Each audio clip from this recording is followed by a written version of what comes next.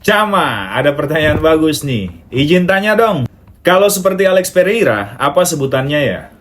Dia double champ, tapi kan pernah kalah juga.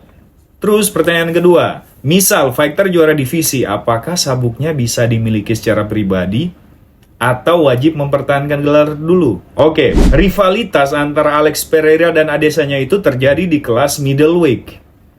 Ya, pada pertemuan pertama Adesanya kalah KO melawan Alex Pereira dan Alex Pereira menjadi juara di divisi middleweight. Namun di pertemuan kedua Adesanya berhasil membalaskan kekalahannya sehingga status juara dari Alex Pereira di middleweight lepas.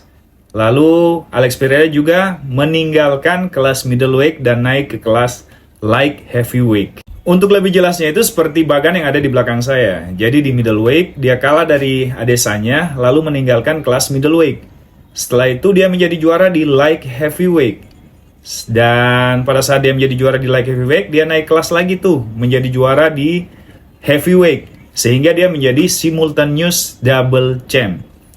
Juara dua divisi berbeda secara bersamaan di waktu yang sama. Jadi secara aktif di dua divisi dia menjadi juara. Sehingga walaupun dia pernah kalah di divisi middleweight, itu tidak akan mengganggu statusnya sebagai double champ di dua divisi lainnya. Terus bagaimana kalau seandainya kalau dia juara juga di middleweight? Jadi 3 dong, juara 3 divisi sekaligus.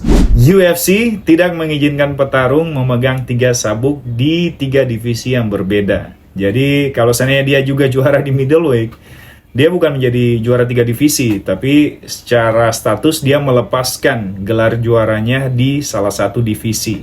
Terus untuk masalah kepemilikan sabuk, di UFC ini berbeda dengan promotor kita di Indonesia, One Pride, yang setelah mendapatkan sabuk harus mempertahankan gelar dulu sebanyak 3 kali, baru bisa memiliki secara pribadi sabuk juara itu. Kalau di UFC, dari informasi yang saya dapat, sabuknya itu baru.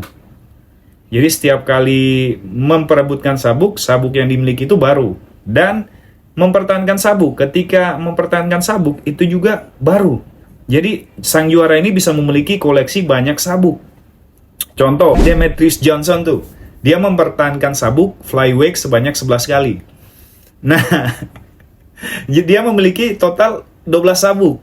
1 sabuk juaranya dan 11 lainnya itu sebagai sabuk simbolis. Ya, kurang lebih itu yang bisa saya bagikan. Dan sabuk bisa dikoleksi banyak. Mau 1000 kalau berhasil mempertahankan tidak masalah.